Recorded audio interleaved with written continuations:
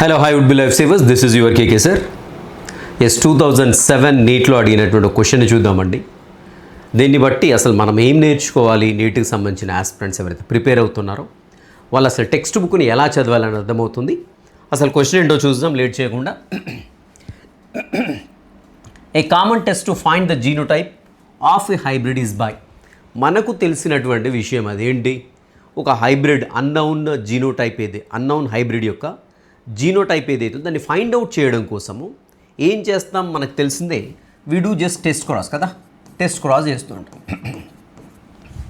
Test cross దేనితో చేస్తాం మనకు తెలిసిందే, అన్నౌన్ హైబ్రిడ్ ఏదైతే ఉందో హెట్రోజైగస్ కండిషన్లో ఉన్నటువంటి ఏదైతే ఆర్గానిజం ఉందో దాన్ని ఏంటంటే రెసెసివ్ పేరెంట్ తోటి మనం క్రాస్ చేస్తాం.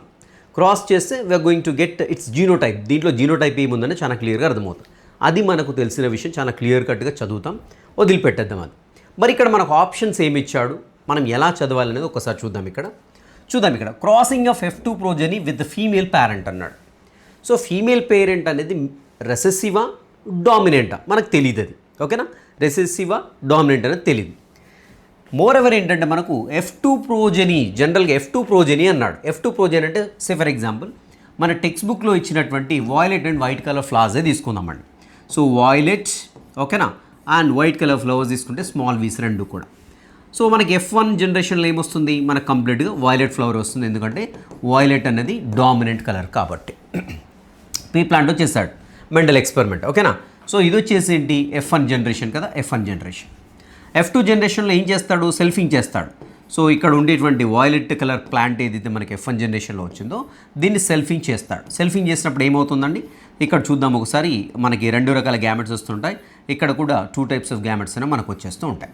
సో ఇక్కడ చూసినట్టయితే క్యాపిటల్ వి ఒకటి వస్తుంది, అండ్ అదేవిధంగా క్యాపిటల్ వి స్మాల్ వి ఒకటి వస్తుంది, and small v capital v ఒకటి వస్తుంది, అండ్ స్మాల్ వి వస్తుంది. అంటే మనకి F2 జనరేషన్లో ఏమేమి వచ్చాయని చూసినట్టయితే మొత్తం 4 రకాలు చూసినట్లయితే మనకి 3 రకాలు వచ్చేసి వైలెట్ ఫ్లవర్ ఉంది, అండ్ ఇది వచ్చేసి ఏంటంటే మనకి వైట్ కలర్ ఫ్లవర్ ఉంది. మనకి ఇక్కడ ఇప్పుడు ఆప్షన్స్కి వెళ్ళిపోదాం మనం. Crossing of 1 F2 progeny with female parent. 1 F2 progeny అన్నాడు. Which of these 4. సో ఈ 4 ఏ ప్రోజెనీని ఇక్కడ క్వశ్చన్ రేజ్ అయింది ఓకేనా. మనకి అన్సర్టెనిటీ ఉంది, అంటే క్లారిటీ అనేది మిస్ అయిపోయింది. Crossing of 1 F2 progeny with female parent అన్నాం. సో ఇక్కడ ఉండేటువంటి ఏదైనా ఒక ప్రోజెనీ అన్నాడు. సో కాబట్టి మన క్లారిటీ అనేది మిస్ అయిపోయింది, కాబట్టి ఇది తీసేయండి. And second option studying the sexual behaviour of F1 progeny అన్నాడు. సో మనకి F1 ప్రోజెనీలో ఉండేటువంటి ఆర్గానిజం ఏదైతే ఉందో ఇక్కడ ప్లాంట్ తీసుకున్నట్లయితే ఇది వచ్చేసి దీని యొక్క సెక్షువల్ బిహేవియర్ని అబ్జర్వ్ చేయాలంటున్నాడు. So not at all right, ఎందుకంటే అసలు సెక్షువల్ బిహేవియర్ని F1 ప్రోజెనీలో ఉండేటువంటి F1 ప్రోజెనీ యొక్క సెక్షువల్ బిహేవియర్ని బట్టేసి దాని యొక్క జీనోటైప్ అనేది మనం అంచనా వేయడానికి కుదరదు. రైట్, నెక్స్ట్ థర్డ్ ఆప్షన్ చూద్దామండి. Crossing of 1 F1 progeny with male parent. So దీన్ని పక్క పెడదాం కాసేపు. And crossing of 1 F2 progeny with male parent. ఇక్కడ చూడండి, ఇవి రెండు చూడండి ఆల్మోస్ట్ సిమిలర్గా ఉన్నాయి.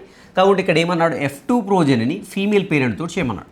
ఇక్కడ F2 ప్రోజెనీ వచ్చేసి మేల్ పేరెంట్ తోటి చేయమన్నాడు. అంటే F2 ప్రోజెనీలో ఏంటి, ఈ 4 ఉన్నాయి మనకి. ఇక్కడ 4 దేన్ని తీసుకొని మనకి మేల్ పేరెంట్ తోటి చేయమంటున్నాడు ఇక్కడ. మరి మేల్ పేరెంట్ ఇదా ఫీమేల్ పేరెంట్ దీంట్లో ఫీమేల్ ఏంటి అనేది ఇక్కడ ఒకసారి అబ్జర్వ్ చేస్తే మనం రైట్. ఈ ఆప్షన్ కూడా ఈ ఆప్షన్లో కూడా మనకంత క్లారిటీగా లేదు. అంటే F2 ప్రోజెనీలో ఉండేటువంటిది ఏదైతే ఉందో ఏదైనా అన్నాడు. So crossing of 1 F2 progeny with male parent అన్నాడు. సో 1 అన్నాడు కాబట్టి అక్కడ క్లారిటీ లేదు. ఇక్కడ ఉండే 4 దేన్ని తీసుకొని క్రాస్ చేయాలి పేరెంట్ తోటి అనేది ఇక్కడ క్లారిటీ మిస్ అయింది. ఇప్పుడు థర్డ్ ఆప్షన్కి వద్దాం మనం. Third option crossing of 1 F1 progeny with male parent అన్నాడు. సో F1 ప్రోజెనీ మనకు ఒకే రకమైనటువంటి ఉన్నాయి ఇక్కడ రైట్. సో దీని జీనోటైప్ కనుక్కోవాలి. అంటే crossing of F1 progeny with male parent అన్నాడు. విత్ మేల్ పేరెంట్ అంటే మరి ఇదా డౌట్ వచ్చేస్తుంది. టెస్ట్ క్రాస్లో ఏంటి, అన్నౌన్ జీనోటైప్ ఉన్నటువంటి F1 ప్రోజెనీని రెసెసివ్ పేరెంట్ తోటి మనం క్రాస్ చేయాల్సి ఉంటుంది. రెసెసివ్ పేరెంట్ తోటి క్రాస్ చేయాలి. సో మరి ఇక్కడ ఏమి ఇచ్చాడు, విత్ మేల్ పేరెంట్ అన్నాడు. మరి ఇది మేలా ఫీమేలా, ఇది మేలా ఫీమేలా క్వశ్చన్ మార్క్ రేజ్ అవుతుంటుంది మనకి కదా.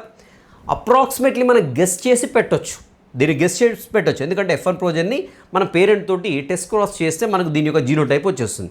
కానీ ఇక్కడ మేల్ ఏది ఫీమేల్ అది క్వశ్చన్ మార్క్ వస్తుంది రైట్. ఒకసారి మనకి ఇక్కడ NCERT biology second year text బుక్లో పేజ్ నెంబర్ 55లో చూసినట్టయితే ఒక్కసారి డయాగ్రామ్ని అబ్జర్వ్ చేయండి. ఒకసారి చూడండి ఇక్కడ పేరెంట్ ఏదైతే ఉందో ఇక్కడ చూడండి ఇది రెసెసివ్ పేరెంట్. రెసెసివ్ పేరెంట్ ఏంటి, ఇక్కడ పైన సింబల్ ఇచ్చాడు, ఒకసారి గమనించండి, సింబల్ని గమనించాడు. ఏముందండి, ఇది మేల్ ఉంది, రైట్, ఇది మేల్ ఉంది. సో ఇక్కడ డామినెంట్ పేరెంట్ ఉంది, ఇది ఏం సింబల్ ఇచ్చాడు, ఇక్కడ చూసినట్టయితే ఫీమేల్ సింబల్ ఇచ్చాడు. అంటే ఇక్కడ డామినెంట్ అనేది ఫీమేల్ పేరెంట్ అవుతుంది అండ్ రెసెసివ్ వచ్చేసి మేల్ పేరెంట్ అవుతుంది. ఓకేనా? కాబట్టి టెక్స్ట్ బుక్ చదివేటప్పుడు చాలా క్లియర్గా ఎవ్రీ ఇంచ్ కూడా కాదండి, ఎవ్రీ మిల్లీమీటర్ టెక్స్ట్ బుక్లో ఉండేటువంటి ప్రతి ఒక్క అంశాన్ని చాలా క్లియర్గా చూడండి. ఎందుకంటే ఇక్కడ మేల్ అనేది రెసెసివ్ పేరెంట్ ఇక్కడ, రైట్.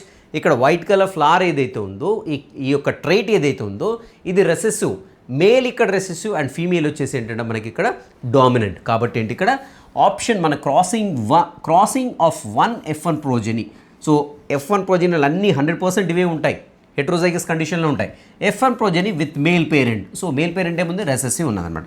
సో ఇది కరెక్ట్ ఆన్సర్ అవుతుంది. సో ఈ క్వశ్చన్ని బట్టి మనం ఏం అర్థం చేసుకోవాలంటే ఎన్సీఆర్టీ బుక్లో ఉండేటువంటి ప్రతి ఒక్క ఇట్లా బ్లాక్ కలర్ డాట్ ఉన్నా కానీ చూడాల్సి ఉంటుంది అనమాట. చాలా క్లియర్గా చూడాలండి. మనం ఇది జనరల్గా ఇది స్కిప్ చేసేస్తాం. సో జనరల్గా వీటిపైన కలర్ పైన ఫోకస్ చేస్తాము, పేరెంట్స్ పైన ఫోకస్ చేస్తాము, మరి ఇది మేల్ ఆ ఫీమేల్ అనేది క్లారిటీ లేదు. సో చూడండి, జస్ట్ ఈ యొక్క సింబల్ని బేస్ చేసుకుని క్వశ్చన్ తయారు చేశారంటే మనం ఎన్సీఆర్టీ బుక్ పైన ఎంత ఫోకస్ చేసి చదవాల్సి ఉంటుందో మీరు అర్థం చేసుకోండి, రైట్.